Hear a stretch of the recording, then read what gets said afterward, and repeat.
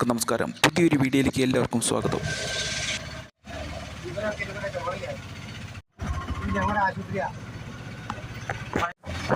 സ്വന്തം നാട്ടിലൂടെ ഞാനും എൻ്റെ സുഹൃത്തും ഓട്ടോയിൽ അടുത്തു തന്നെയുള്ള ടൗണിലേക്ക് പോകുകയാണ്. പണ്ട് ധാരാളം സഞ്ചരിച്ചിട്ടുള്ള വഴിയിലൂടെയാണ് ഞങ്ങൾ മാർക്കറ്റിലേക്ക് പോയിക്കൊണ്ടിരിക്കുന്നത്. ഇടുക്കിയിലെ വാഴത്തോപ്പ് എന്നറിയപ്പെടുന്ന പഞ്ചായത്തിലെ അതിമനോഹരമായൊരു ഗ്രാമത്തിലൂടെയാണ് ഞങ്ങൾ സഞ്ചരിച്ചു കൊണ്ടിരിക്കുന്നത്. ഇവിടെ തന്നെയാണ് പഞ്ചായത്ത് കാര്യാലയവും സ്ഥിതി ചെയ്യുന്നത്. ഇപ്പോൾ കാണുന്നതാണ് വാഴത്തോപ്പിലുള്ള കത്തീഡ്രൽ പള്ളി.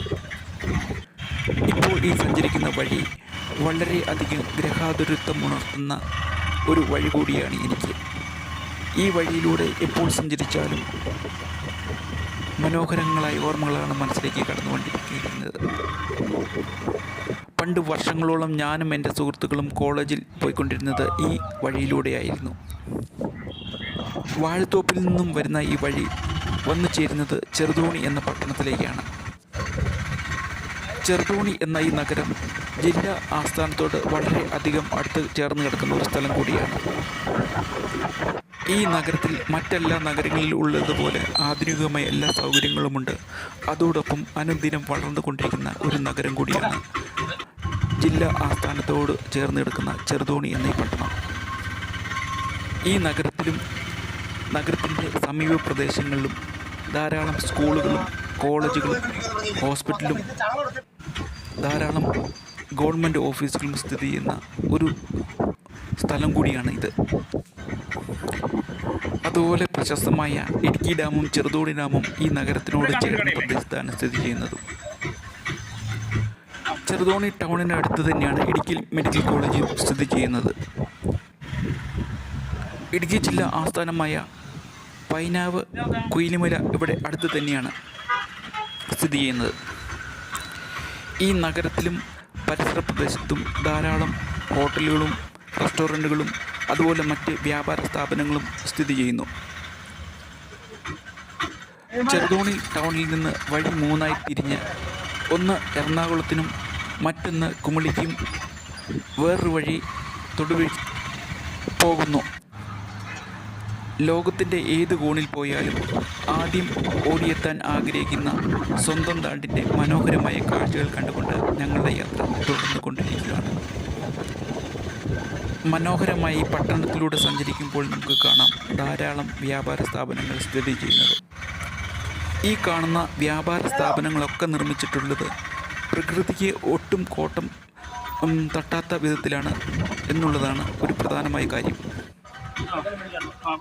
മറ്റ് വ്യക്തികളും റിപ്പോർട്ടുകളും പറയുന്നത് പോലെ വർഷങ്ങളായി ഈ ജില്ലയിൽ വസിക്കുന്ന ജനങ്ങൾ ഒരിക്കലും പ്രകൃതിക്ക് ഭംഗം വരുത്തുന്നവരല്ല. പകരമോ പ്രകൃതി സ്നേഹികളും ഭൂരിഭാഗം വരുന്ന ജനങ്ങളും കർഷകരുമാണ്. അതുകൊണ്ട് ഭൂമിയുടെ വില നന്നായി അറിയാവുന്ന ജനങ്ങളാണ് ഇവിടെ വസിക്കുന്നത്. കേരളത്തിലെ മറ്റ് മനോഹരമായ ജില്ലകൾ പോലെ മനോഹരമായൊരു ജില്ല കൂടിയാണിത്.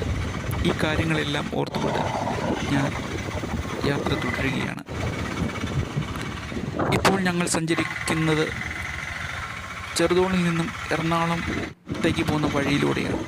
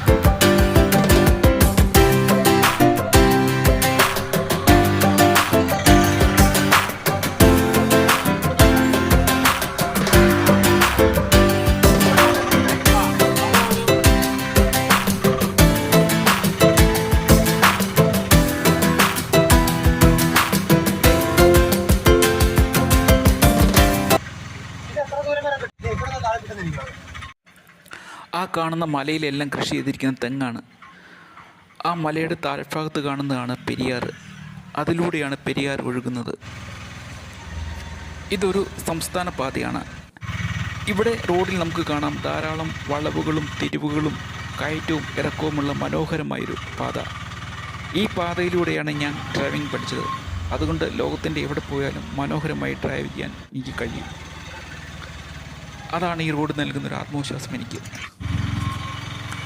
ഇത്തരം റോഡിലൂടെയുള്ള യാത്രകളും ഡ്രൈവിങ്ങും എന്നും ഹരം പകരുന്ന ഒന്നാണ്. അതോടൊപ്പം റോഡിൻ്റെ ഇരുവശവും മനോഹരമായ കാഴ്ചകളാണ് നമുക്ക് സമ്മാനിക്കുന്നത്. ഇനി എത്തിച്ചേരാൻ പോകുന്നത് മറ്റൊരു പട്ടണമായ തടിയമ്പാട് എന്ന് പറയുന്ന പട്ടണമാണ്. ഇതും അനുദിനം വളർന്നുകൊണ്ടിരിക്കുന്ന ഒരു പട്ടണവും ആണ്.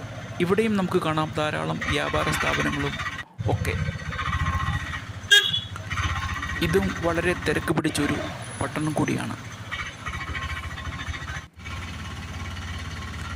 എത്ര കണ്ടാലും മതി വരാത്ത സ്വന്തം ഗ്രാമത്തിൻ്റെ ഗ്രാമക്കാഴ്ചകൾ കണ്ടുകൊണ്ട് ഞങ്ങളുടെ യാത്ര തുടരുകയാണ്.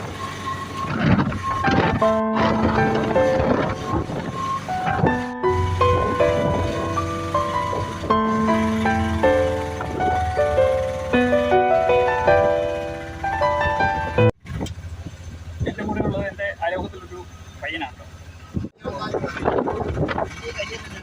ഇതുപോലത്തെ കയറ്റവും ഇതുപോലത്തെ ഇറക്കവുമുള്ള ധാരാളം സ്ഥലങ്ങളുണ്ട് ഇവിടെ. ഇതുപോലെയുള്ള ഇറക്കമിറങ്ങിപ്പോകുന്നത് റബ്ബർ തോട്ടത്തിന് നടുവിലൂടെയുള്ള വഴിയിലൂടെയാണ്. ഈ റബ്ബർ തോട്ടം കണ്ടപ്പോഴാണ് എൻ്റെ റബ്ബർ തോട്ടത്തെക്കുറിച്ച് ഞാൻ ഓർത്തത്. മനോഹരമായി റബ്ബർ തോട്ടമുള്ള വഴിയിലൂടെ ഒരു ഓട്ടോ ഇറക്കമിറങ്ങി വരുന്നതാണ് കാണുന്നത്.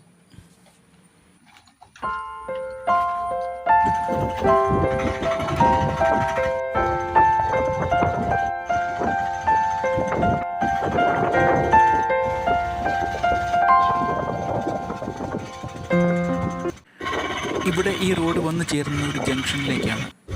ഈ ജംഗ്ഷനിൽ നിന്ന് നമുക്ക് പല വഴിക്കും പോകാം. ചെറുതോണി, തടിയമ്പാട് എന്ന് വേണ്ട പല മറ്റ് സ്ഥലങ്ങളിലേക്കും പോകാൻ ഉള്ള ഒരു ജംഗ്ഷൻ കൂടിയാണിത്.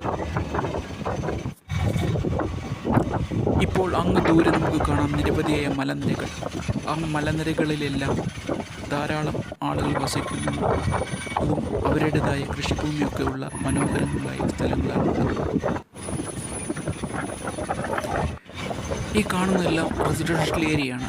ഇവിടെ എല്ലാം റോഡ് കണക്ടിവിറ്റി ഉണ്ട് പല വഴിയായിട്ട്. ഇത് ടൗണിൻ്റെ മറ്റൊരു ഭാഗമാണ്. അതിലൂടെയാണ് ഞങ്ങളിപ്പോൾ സഞ്ചരിച്ചുകൊണ്ടിരിക്കുന്നത്.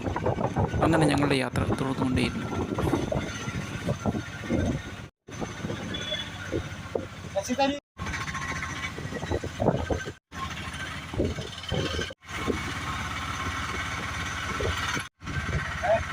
ബാങ്കിൻ്റെ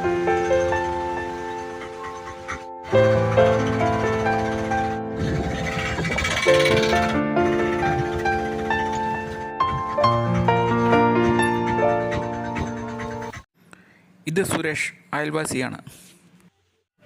താങ്ക് യു.